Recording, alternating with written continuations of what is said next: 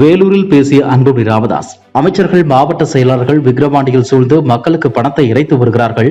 ஆயிரக்கணக்கான திமுகவினர் விக்கிரவாண்டியில் எல்லா ஊர்களையும் ஆக்கிரமித்துள்ளனர். 2000 ரூபாய் பணம் கொடுக்க போகிறோம், வந்து வாங்கிக் கொள்ளுங்கள் என கூறி அழைக்கின்றனர்.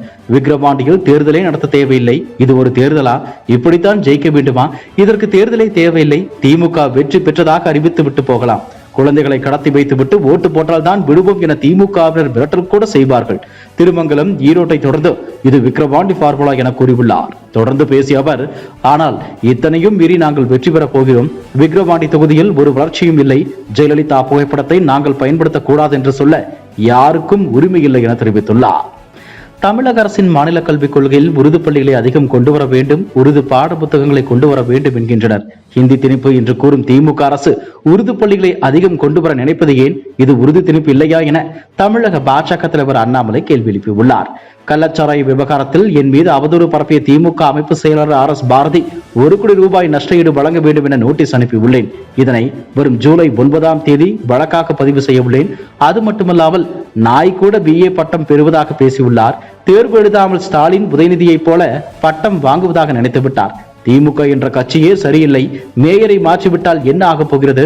எல்லா மேயரையும் நீக்கினால் நன்றாக இருக்கும் என அவர் கூறினார். கோட் பட ரிலீஸுக்காக நீட் குறித்து நடிகர் விஜய் பேசியுள்ளார். உதயநிதி ஸ்டாலின் ஏதேனும் சொன்னாரா என தெரியவில்லை என்றும் இந்து மக்கள் கட்சியின் தலைவர் அர்ஜுன் சம்பத் கடுமையாக சாடியுள்ளார். திமுகவினர் கூறுவதைப் போல விஜயும் இந்தியாவை ஒன்றியம் என பேசுகிறார். திமுக சட்டசபையில் நிறைவேற்றிய தீர்மானத்தை ஆதரித்து பேசுகிறார். அதனால் இன்னொரு மக்கள் நீதி மையமாக தமிழக வெற்றி கழகம் மாறிவிட்டது. விஜய் கொஞ்சம் இளைஞர் சக்திகளை வைத்து அரசியலுக்கு வந்துள்ளார். பொதுமக்கள் ஜாக்கிரதையாக இருக்க வேண்டும் என மாணவர்களுக்கு அறிவுரைகளை வழங்கினார். அடுத்து அவருடைய கோட் படம் ரிலீஸ் ஆக வேண்டும். உதயநிதி ஏதாவது சொன்னாரா என தெரியவில்லை. அதனால் அவர் திமுகவின் ஊதுகுழலாக விஜய் மாறியுள்ளார் என கூறினார். திருவள்ளூர் மாவட்டம் கும்மிடிப்பூண்டி கோட்டக்கரை நேதாஜி நகரில் வசிப்பவர் ராஜ்குமார் ஆக்கிரமித்து கட்டப்பட்டதாக கூறி இவரது வீட்டை இடிக்க அதிகாரிகள் அண்மையில் நோட்டீஸ் வழங்கியுள்ளனர். மேலும் ராஜ்குமாரின் வீட்டை இடித்து அப்புறப்படுத்தவும் நடவடிக்கை மேற்கொண்டார்கள். தொடர்ந்து பலத்த போலீஸ் பாதுகாப்புடன் கும்மிடிப்பூண்டி கோட்டக்கரை நேதாஜி நகரில் ஆக்கிரமிப்புகளை வருவாய்த்துறை அதிகாரிகள் அகற்றிக் கொண்டிருந்தனர். இதற்கு கடும் எதிர்ப்பு தெரிவித்த ராஜ்குமார் தனது வீட்டு பட்டா நிலத்தில்தான் உள்ளதாக கூறினார். ஆனாலும் வீட்டை இடிக்க அதிகாரிகள் முயன்றார்கள். இதனால் மனமுடிந்த ராஜ்குமார் வீட்டிற்குள் இருந்தபடி மண்ணெண்ணெயை உடலில் ஊற்றி தீக்குளித்தவாறு வெளியே ஓடி வந்தார். அங்கிருந்தவர்கள் இதனை கண்டு அதிர்ச்சி அடைந்தனர். தீப்பிடித்து எறிந்தவாறு ராஜ்குமார் அங்கும் இங்கும் ஓடினார். இதை சற்றும் எதிர்பார்க்காத போலீசார் அதிர்ச்சி அடைந்தனர். பாதுகாப்பு பணியில் இருந்த போலீசார் விரைந்து செயல்பட்டு ராஜ்குமார் மீது பற்றி எறிந்த தீயை அணைத்தார்கள். பின்னர் அவரை ஆம்புலன்ஸ் மூலம் சிகிச்சைக்காக அரசு மருத்துவமனைக்கு கொண்டு சென்றனர். ராஜ்குமார் ஆபத்தான நிலையில் சிகிச்சை பெற்று வருகிறார்.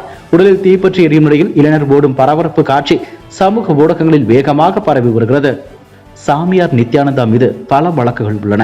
போலீசாரால் தேடப்பட்டு வந்த நிலையில் 2019 தலைமறைவானார். கைலாசா எனும் தீவுக்கு சென்று விட்டதாக நித்யானந்தாவே கூறியிருந்தார். அதனை இந்துக்களான நாடாக உருவாக்கியுள்ளதாகவும் அவரே கூறியிருந்தார்.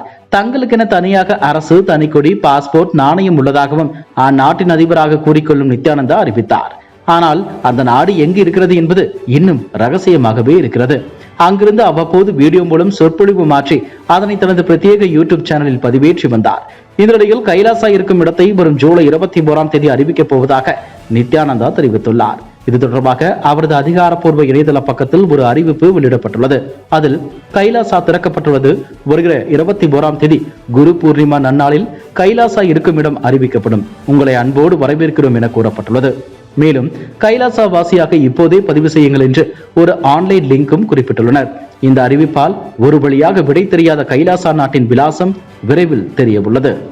சட்டவிரோத பணப்பரிமாற்ற தடை சட்ட வழக்கில் வங்கி ஆவணங்களை வழங்க கோரி முன்னாள் அமைச்சர் செந்தில் பாலாஜி தாக்கல் செய்த மனு மீது வரும் ஜூலை 8ஆம் தேதி உத்தரவு பிறப்பிக்கப்படும் என சென்னை முதன்மை அமர்வு நீதிமன்றம் உத்தரவிட்டுள்ளது. அமலாக்கத்துறை வழக்கின் விசாரணையை தள்ளி வைக்க கோரிய மேல்முறையீட்டு மனு மற்றும் வங்கி ஆவணங்கள் கோரியும் செந்தில் பாலாஜி வழக்கு தொடர்ந்திருந்தார். மேலும் அமலாக்கத்துறை வழக்கிலிருந்து விடுவிக்க கோரிய மனுவின் தீர்ப்பினை தள்ளி வைக்க கோரிய வழக்கின் விசாரணையும் தள்ளி வைக்கப்பட்டுள்ளது.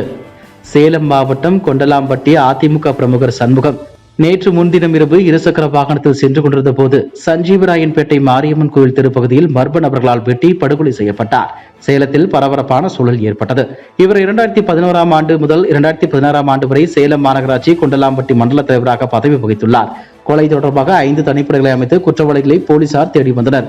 இந்நிலையில் நேற்று திமுகவை சேர்ந்த சதீஷ் உட்பட 8 பேரை போலீசார் கைது செய்தனர். இவர்களிடம் தீவிர விசாரணை நடத்தி வருகின்றனர். இதுபோன்ற செய்திகளை மேலும் தெரிந்து கொள்ள எங்களது யூடியூப், ஃபேஸ்புக் மற்றும் ட்விட்டர் ஆப்களை சப்ஸ்கிரைப் செய்யவும்.